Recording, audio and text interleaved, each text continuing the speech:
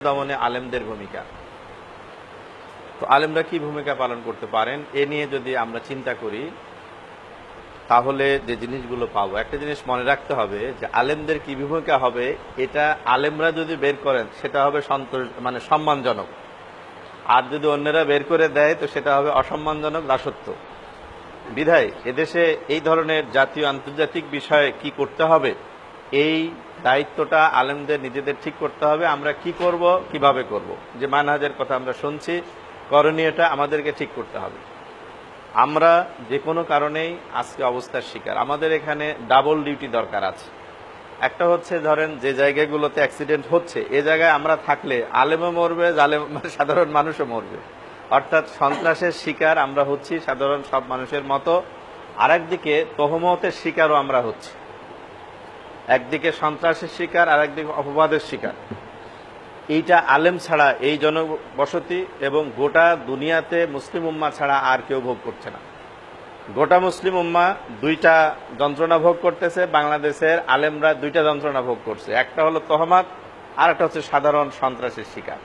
বিধায় এই ডবল বিপদে থাকার পরেও যদি আমরা আমাদের মধ্য থেকে করণীয় নির্ধারণ করতে না পারি তাহলে আমাদেরকে অন্যরা ঠিক করে দেবে, আমরা গোলাম যেমন আছি আরো বড় গোলাম হয়ে আমরা কাজ করব। সেজন্য আমাদেরকে ঠিক করতে হবে, এবং আজকের এই সময় ঠিক হয়ে যাবে বিষয়টি এমন না।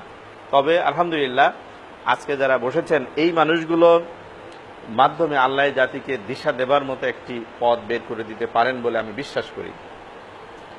আমি মনে করছি যে এদেশের আলেমদের মাথায় বিদ্যুৎ আছে, এটা বাংলাদেশের প্রতিটি তৌহিদি জনতার ঘরে আলো জ্বালাবার, বাতাস দেবার মতো সক্ষমতা রাখে, শক্তি রাখে।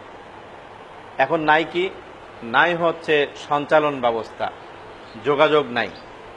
আমি এটাকে বলি ইন্টেলেকচুয়াল টাওয়ারিং। আলেমদের সংযোগ দরকার, সংযোগ স্থাপন দরকার। আমি কাউমি না, আমি আলিয়া না, আমি মাক্কি না, আমি মাদানী না, আমি আজহারি না, আমি মুসলিম। যে ইউনিটির প্রশ্ন এসছে, তাহলে প্রথম কাজ প্রতিকারের জন্য আমি মনে করি যে আলেমদের কাছে নলেজ আছে, এই নলেজটা পৌঁছাতে হবে, এদেশের প্রতিটি তাওহীদি জনতার কাছে পৌঁছাতে হবে। যিনি আমাকে গালি দিচ্ছেন তাকেও দেব, যিনি আমাকে সহানুভূতি দিচ্ছেন তার কাছেও পৌঁছাতে হবে। পৌঁছানোর জন্য আমাদের টাওয়ারিং দরকার। সেই টাওয়ারিংটা হবে সমাজের প্রত্যেকটা প্রফেশনালদের প্রতিনিধি দিয়ে, যেমন মিডিয়ার প্রতিনিধি, ইলেকট্রনিক, প্রিন্ট, আলিয়া, কাউমি, জেলা ভিত্তিক প্রতিনিধি, উপজেলা ভিত্তিক প্রতিনিধি, মসজিদ ভিত্তিক প্রতিনিধি, যত পেশায় আমাদের দেশের আলেমরা আছেন, সম্পৃক্ত আছেন, এবং যত ভাগে ভাগ করা যায় ততটা সেক্টর ভাগ করে প্রত্যেক সেক্টরে আলেমদের একটি নেটওয়ার্ক গড়ে তোলা দরকার। এটাকে ইন্টেলেকচুয়াল টাওয়ারিং আমি মনে করি। এই টাওয়ারিং এর মাধ্যমে আমাদের মেসেজগুলো আমরা পৌঁছাতে চাই।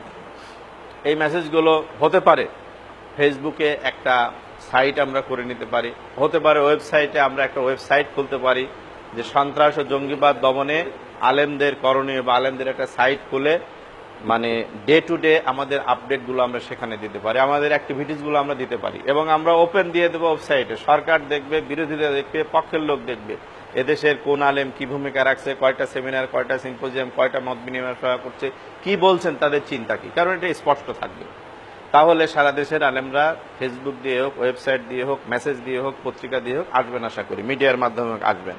তো এক নম্বর কাজ হচ্ছে, তাহলে আমি বলতে চাচ্ছি যে আলেমদের করণীয় আলেমদের ঠিক করতে হবে। আলেমরা ডাবল ভাবে বিপদগ্রস্ত, একটা অপবাদের শিকার আর একটা ঘটনার শিকার। সন্ত্রাস হচ্ছে ব্যাপারে সন্দেহ নেই, আর্টিসানে লোক মারা গেছে সন্দেহ নেই, তারপরে যে ঘটনাগুলো ঘটছে এগুলো বাস্তব। এই বাস্তবতাকে মেনে নিয়ে সরকার ভাবছে, এদেশের সচেতন জনগোষ্ঠী ভাবছে, আলেমরা কি ভাবছে, এই ভাবনাটাকে আলাদাভাবে তুলে ধরতে হবে। মানুষ গ্রহণ করবে সেটাই যেটা বাস্তবানুক, যেটা সঠিক, যেটা যথার্থ। হয়তো সাময়িক মেকানিজম দিয়ে, ক্যামাফ্ল্যাক্স দিয়ে মানুষকে কিছু সময় বোঝানো যাবে, কিন্তু আলেমরা তাদেরটা যদি সঠিকভাবে তুলে ধরতে পারেন তাহলে একসময় বুঝবে না আলেমদের এটি একটি সঠিক বিশ্লেষণ ছিল। ইতিহাসে এরকম বহু বিশ্লেষণ আছে। এই উপমহাদেশের স্বাধীনতার জন্য আন্দামানের মাটিতে প্রথম পা রেখেছে আলেমেরা। এই উপমহাদেশের স্বাধীনতা আন্দোলনে কে কি ভূমিকা রেখেছে সব আছে। আলেমদের স্বর্ণোজ্জ্বল ভূমিকা আমাদের কাছে পরিষ্কার আছে। আমাদেরকে ইতিহাসের অংশ হতে হবে ইনশাআল্লাহ। আমরা দুনিয়াতে ইতিহাসের অংশ আমাদের টার্গেট না, আমরা আল্লাহর সন্তুষ্টির জন্য ইসলাম এবং ইসলাম প্রিয় মানুষের মুক্তির জন্য আমরা ভূমিকা রাখবো আশা করি। এরপরে আমাদের কথা বলা এবং কাজের ধরন আমরা মনে করি যে একটু চিন্তা করবে, এভাবে আমার সময় ক্রস করলে আমি 2-1 মিনিট চেয়ে নিচ্ছি। সেটা হচ্ছে আমরা যখন লেখাপড়া শিখেছি, আমরা যখন বক্তৃতা দেওয়া শিখেছি, যখন আলোচনা করা শিখেছি, আজকে যখন বলছি এটা এক পরিবেশ না। আমি অনেক সময় বলি যে আমরা সাঁতার শিখেছি কেউ নদীতে, কেউ সমুদ্রে। এখন আমাদেরকে জায়গা দেওয়া হয়েছে যে হ্যাঁ সাঁতার কাটতে পারবো, তবে পুকুরে, নদীতেও নামতে পারবো না, সমুদ্রেও না। বিধায় আমাদের সেই সমুদ্রের হাত পা নাড়া এখানে নাড়া যাবে না, নদীর হাত পা নাড়া যাবে না। এখন সমুদ্রের নদীতে শিখেছি, তবে এখন পুকুরে সাঁতার কিভাবে দিতে হয় এই অভ্যাস নিয়ে কথা বলা দরকার, না হলে প্রথমে রণে ভঙ্গে যাবে। আমরা সেটা করতে চাই না। এরপরে আলেমদের মধ্যে হীনমন্যতা যেন না থাকে। আমরা অনেক সময় মনে করি ওরা অপরাধী বলছে তাই আমি মনে হয় অপরাধী, এটা যেন না থাকে। আমি স্পষ্ট, আমার জীবন স্পষ্ট, আমি কোথাও কোনোভাবে ভিতরে প্রকাশ্যে দিনে রাতে আমি কোনো কাজের সাথে জড়িত না। হ্যাঁ, দুনিয়ার সব মানুষ আমাকে অপরাধী বলতে পারে, আমি যদি না হয় বাস যথেষ্ট। এটি একজন আলেমের জন্য সবচেয়ে বড় কথা থাকবে। এজন্য হীনমন্যতা দূর করতে হবে। দ্বিতীয়ত হচ্ছে দুনিয়ার সবাই দোষারোপ করুক, আমি কাউকে দোষারোপ করব না। দোষারোপ করা ইসলামের ওই যেটা আমরা বলেছি যে সমাজ এবং পরিবেশ সংশোধনের যে মানহাজ ইসলাম শিখিয়েছে, সেই মানহাজে দোষারোপটা নেই। বিধায় আমাকে গালি দিক, আমি পাল্টা গালি দিব না। ও আমাকে বন্ধ করে দিতে যাচ্ছে, আমি বলবো না ওকে বন্ধ করে দাও। সে আমার নাম বারবার নিচ্ছে, মাদ্রাসা বন্ধ করুক, আমি বলবো না নর্থ সাউথ বন্ধ করে দাও। আমি বলবো যারা অপরাধী তাদের ব্যবস্থা করা হোক। কোনো প্রতিষ্ঠান প্রাতিষ্ঠানিকভাবে অন্যায় করে না, কোনো দল দলীয়ভাবে অন্যায় করে না, করে সেই দলের কিছু মানুষ, কিছু ব্যক্তি বা বিচ্ছিন্নভাবে। সেই জন্য ওরা আমাদেরকে দলীয় বা প্রাতিষ্ঠানিক দোষারোপ করুক, আমি দলীয় প্রাতিষ্ঠানিক দোষারোপ করব না। ওরা যে ভাষায় গালি দেবে আমি সে ভাষায় দিলে তো আর আমি আলেম হলাম না। ওরা যে ভাষায় আমার সমালোচনা করে আমি সেভাবে সমালোচনা করলে তার হলাম না। মানুষ যেন আমার সমালোচনায়, আমার উত্তরে, আমার আলোচনায় ইসলামের সৌন্দর্য দেখে। আমি আমার কথা না বাড়িয়ে, আমি যাদের সাথে সামনে কথা বলছি আমি সবারই প্রায় ছাত্রবৎ, 2-1 ভাই আমার স্নেহাস্পদ আছেন। আমি আজকে শুধু যে জিনিসটা আপনাদের সামনে আবারও আনতে চাচ্ছি সেটা হলো যে সন্ত্রাস দমনে আলেমদের ভূমিকা, এটা আলেমদেরই নির্ধারণ করতে হবে। আলেমদের একটা ইন্টালেকচুয়াল টাওয়ারিং প্রজেক্ট নিয়ে এই কাজটা করতে হবে, যেটি ইতিমধ্যে অনেকখানি হয়েছে আলহামদুলিল্লাহ। এখানে যারা আছেন প্রত্যেকেই প্রতিনিধি। এই প্রতিনিধিদের মাধ্যমে প্রতিটি ঘরে কিভাবে আমরা বিদ্যুতের লাইন টেনে আলো এবং বাতাস পৌঁছাবো সেই দায়িত্ব আমাদের বের করতে হবে। আর এক্ষেত্রে ইউনিটির কোনো বিকল্প নেই। যেটা ফরজ, যেটা ফরজ, যেটা ফরজ, এই কাজটার ব্যাপারে আমাদের ভাবা দরকার।